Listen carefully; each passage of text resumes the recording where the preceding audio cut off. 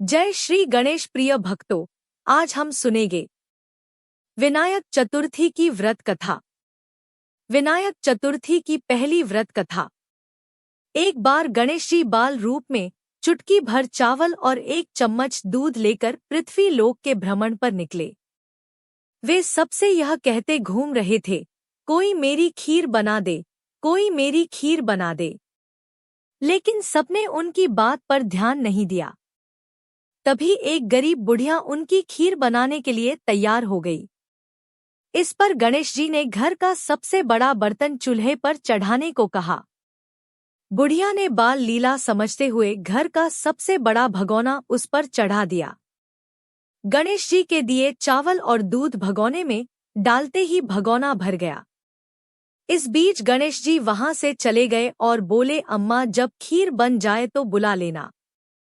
पीछे से बुढ़िया के बेटे की बहू ने एक कटोरी खीर चुराकर खा ली और एक कटोरी खीर छिपाकर अपने पास रख ली। अब जब खीर तैयार हो गई तो बुढ़िया माई ने आवाज लगाई, आजा रे गणेशा खीर खा ले। तभी गणेश जी वहां पहुंच गए और बोले कि मैंने तो खीर पहले ही खा ली। तब बुढ़िया ने पूछा कि कब खाई, तो वे बोले कि जब तेरी बहू ने खाई तभी मेरा पेट भर गया। बुढ़िया ने इस पर माफी मांगी। इसके बाद जब बुढ़िया ने बाकी बची खीर का क्या करें इस बारे में पूछा तो गणेश जी ने उसे नगर में बांटने को कहा और जो बचे उसे अपने घर की जमीन गड्ढा करके दबा दें। अगले दिन जब बुढ़िया उठी तो उसे अपनी झोपड़ी महल में बदली हुई और खीर के बर्तन सोने जवाहरातों से भरे मिले। गणेश जी की कृपा से बुढ़िया का घर धन दौलत से भर गया। हे गणेश जी, भगवान जैसे बुढ़िया को सुखी किया वैसे सबको खुश रखें। विनायक चतुर्थी की दूसरी व्रत कथा। एक साहूकार और एक साहूकारनी थे। वह धर्म पुण्य को नहीं मानते थे। इसके कारण उनके कोई बच्चा नहीं था। एक दिन साहूकारनी पड़ोसी के घर गई। उस दिन सकट चौथ था। वहां पड़ोसन सकट चौथ की पूजा करके कहानी सुना रही थी। साहूकारनी ने पड़ोसन से पूछा, तुम क्या कर रही हो? तब पड़ोसन बोली कि आज चौथ का व्रत है, इसलिए कहानी सुना रही हूं। तब साहूकारनी बोली, चौथ के व्रत करने से क्या होता है? तब पड़ोसन बोली, इसे करने से अन्न, धन, सुहाग, पुत्र सब मिलता है। तब साहूकारनी ने कहा, यदि मेरा गर्भ रह जाए तो मैं 1.25 सेर तिलकुट करूंगी और चौथ का व्रत करूंगी। श्री गणेश भगवान की कृपा से साहूकारनी के गर्भ रह गया। तो वह बोली कि मेरे लड़का हो जाए तो मैं 2.5 सेर तिलकुट करूंगी। कुछ दिन बाद उसके लड़का हो गया तो वह बोली कि हे चौथ भगवान, मेरे बेटे का विवाह हो जाएगा तो 5.25 सेर का तिलकुट करूंगी। कुछ वर्षों बाद उसके बेटे का विवाह तय हो गया और उसका बेटा विवाह करने चला गया। लेकिन उस साहूकारनी ने तिलकुट नहीं किया। इस कारण से चौथ देव क्रोधित हो गए और उन्होंने फेरों से उसके बेटे को उठाकर पीपल के पेड़ पर बिठा दिया। सभी वर को खोजने लगे पर वो नहीं मिला। हताश होकर सारे लोग अपने अपने घर को लौट गए।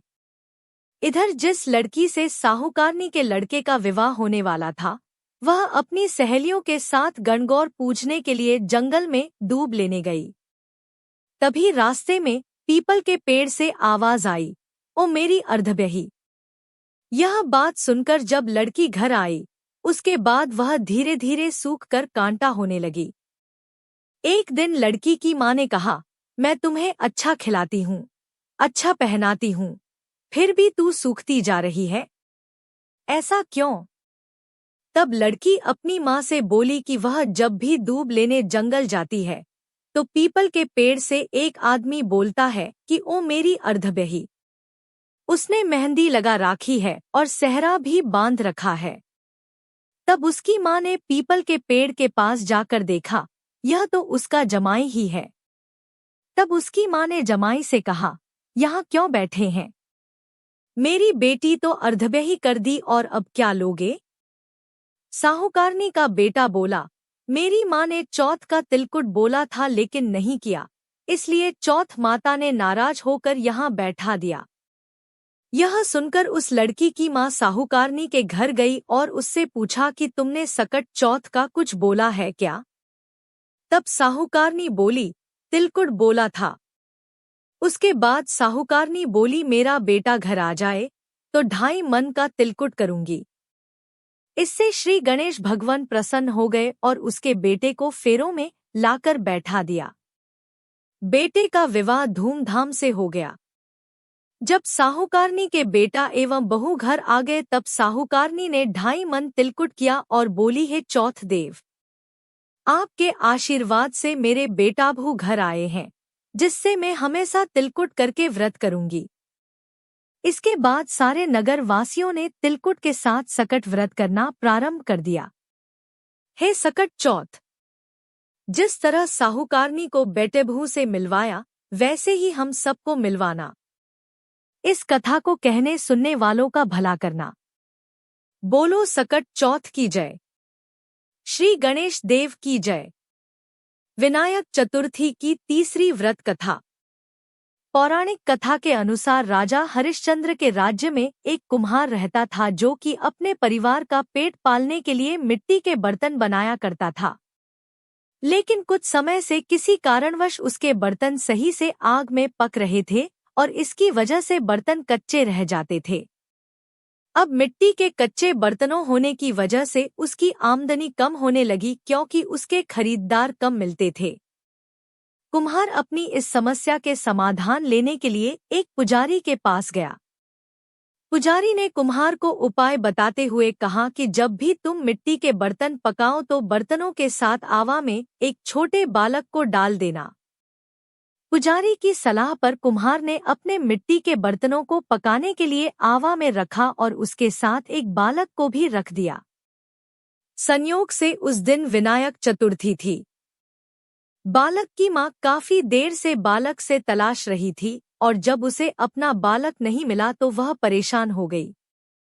उसने भगवान गणेश से अपने बच्चे की कुशलता के लिए प्रार्थना की। उधर कुम्हार ने जब अगले दिन सुबह अपने मिट्टी के बर्तनों को देखा कि सभी बर्तन अच्छे से पक गए थे, साथ ही आवा में रखा बच्चा भी सही सलामत था और उसे कुछ भी नहीं हुआ था। यह देखकर कुम्हार अचंभित हुआ और डर गया, जिसके बाद वह राजा के दरबार में गया। वहां जाकर उसने सारी बात बताई।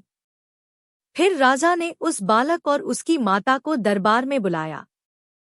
तब उस महिला ने बताया कि उसने विनायक चतुर्थी का व्रत रखा था और उसकी महिमा से बच्चा सकुशल था। अगर आपको यह कथा पसंद आई हो तो कमेंट बॉक्स में जय श्री गणेश लिखकर हमारे चैनल को सब्सक्राइब करके वीडियो को लाइक और शेयर जरूर करें।